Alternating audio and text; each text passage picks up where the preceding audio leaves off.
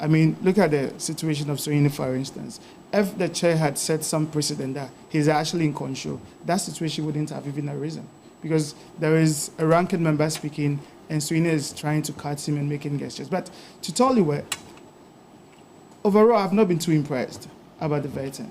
Why? I'll tell you the reason. You see, if you look at the governance architecture of this country, the minister is sort of a superintendent. He's the head of a sector, which in itself is very structured, because you have directors at the ministries, you have chief directors. So when somebody is appointed to head there, apart from probably the position of the Attorney General and maybe the Finance Ministry, you don't need so much of the industry knowledge there. What you need is, for me, two things, basically. Your personal attributes as a person and your track record, your past performances, because you are not going to take decisions all by yourselves. You have technical people there to assist you. You have very experts there to assist you. So it is your personality, your personal attributes, and your past records that will be of significance. So, for instance, Muntaka appeared. He's been a former minister, I think, sports. He had a past record. What did he do there? What were some of the things the staff didn't like? These are the things that should come up for interrogation, because he's not going to the interior ministry where there's his personal knowledge alone. He will be supported by very able people who have the knowledge in the field and all that. Omani Boama is going to defense. And they were asking him about what he would do in certain situations, about deploring and all those. It is not necessary. What was his track record at the Ministry of Communication? When he was the first time? Yeah. You think that should have been? Yes, everybody's past record, your personal attribute. So, for instance, somebody comes to the vetting committee and his CV is all over the place, and such a person is going to head a sector. It should tell you about his personal attributes, his attention to details and all. How he takes certain things, because you see, the point is that it is not so much of your knowledge that is required at the ministry, apart from the Attorney General, who is, of course, the principal legal advisor to government. So for him, he should be well versed in matters of law. But if you are going to the Ministry of Defense, just as Omani Boama is going, he's a doctor. We don't know of any military background of his. He could read around, he could seek information, but trust me, he won't be the best person taking technical decisions. He will only superintend over the meetings of the very people who have knowledge in such. So such a person, what is his temperament? When he was at the communication, what are the staff saying about him? Muntaka, we all heard of the issues when he was sports minister. Let's bring that up. Let's interrogate it, so we know the kind of person. Is he a changed person? If such situation arises again, what is he going to do? That is what I think we should do. So for me, it should be reduced to just two things: the personal attributes of the person, as well as his past records and performances. Because he's not going to there as the master of the knowledge of the area. Omani Boama, I said, Muntaka is a great person and is going to interior. So definitely... You mean by academic? Yes, personal knowledge. Yes, knowledge. You could read around and seek some knowledge in the field you are going to, but it should be reduced to who you are. Because you are going to implement policies on behalf of the president, policies in your manifesto, policies probably by the National Development Council or something like that. So who are you in terms of implementing policies? What is your track record? We need to know that, because if you ask me questions, that will let me talk about the 14th of my 41 siblings. What has that got to do with me going to occupy a ministerial position? Or if I am an Ashanti, or I see myself as a Nordna or as a national, what has that got to do with my performance? What has that got to do with anything? So for me, I think that I've not been impressed, because there have been too many unnecessary questions, and they don't really help us interrogate the people we are giving them, or we are entrusting such positions into their hands. We need to. So I was thinking that the sports Chinchinga issue was a big deal when Muntaka was the sports minister. Let's bring it up. Let's interrogate it. Let's see, has he learned anything going to a more, if I would say, a critical sector like interior?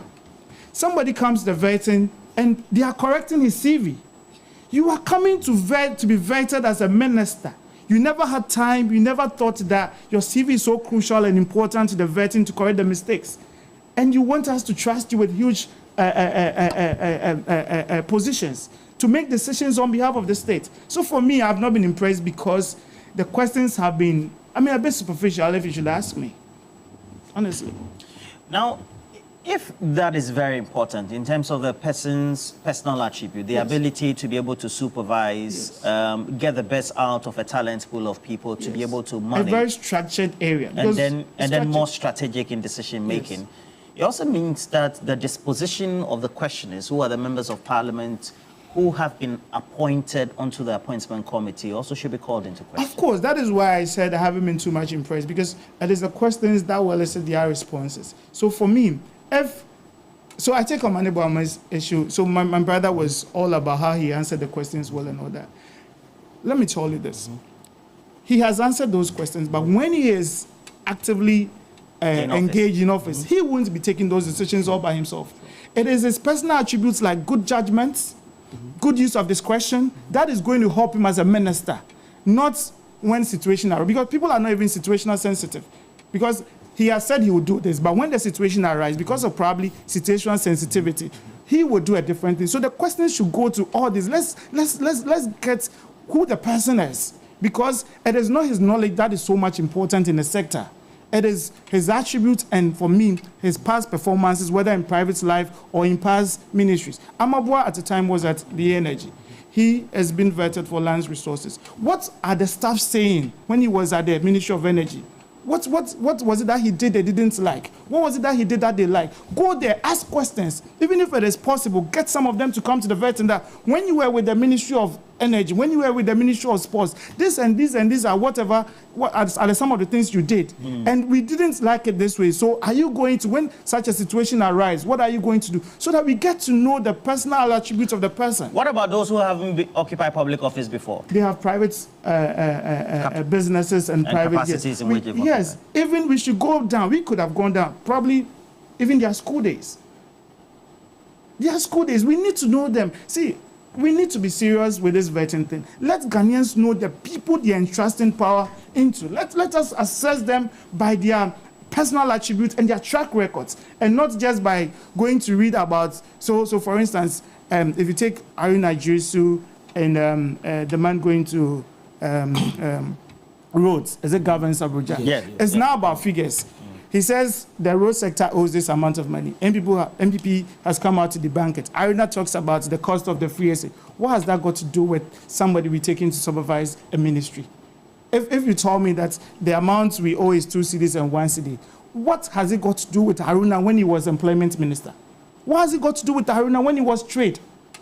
What was his positive as a trade minister? What were his negatives? Let's bring that to the light and interrogate him. If he's a changed person or he's the same person we are taking there. So today Muntaka goes to the Interior Ministry and there's another Chichinga saga. What happens? Because we didn't get the opportunity to interrogate him, to let him know whether he's learned anything from those processes. That is vetting for me. Not are you going to recruit police? Afenyo asking somebody to sing Yedeo Shirikwa. You know, yes, I mean, we should be serious as a nation. He asked somebody to sing what? Yedeo Shirikwa. Yedeo Shirikwa. Yes, he asked somebody about... That Lumbe song. That Lumbe song. All right.